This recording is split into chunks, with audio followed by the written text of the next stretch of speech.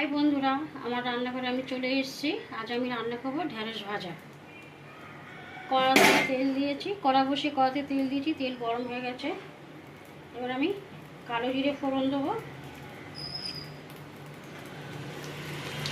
কালো জিরে একটু বেশি করে দেবো। কাঁচা লঙ্কা আর শুকনো লঙ্কা কুচিয়ে রেখেছিলাম, সেটাও দিয়ে দিলাম। একটু ভাজা ভাজা হোক।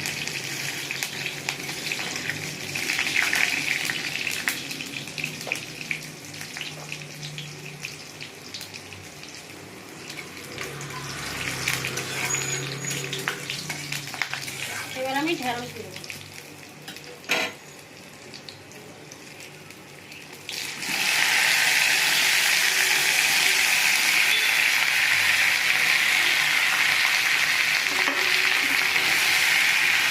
তেলের সঙ্গে ভালো করে নেওয়া নেবো।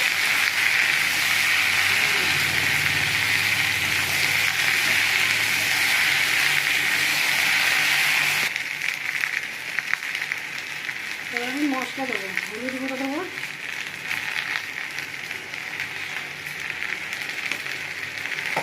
আর নুন দেবো।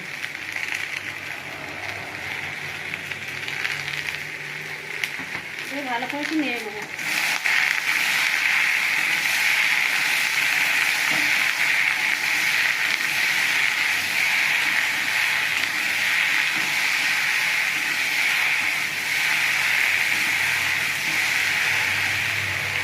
এবার আমি ঢাকা দিয়ে দেবো। এবার আমি ঢাকাটা খুলে দেখবো ঢেঁড়স ভাজা হয়ে গেছে কিনা।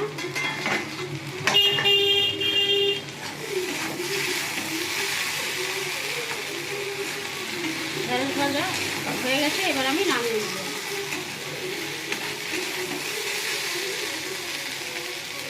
ঢেঁড়স ভাজা রেডি।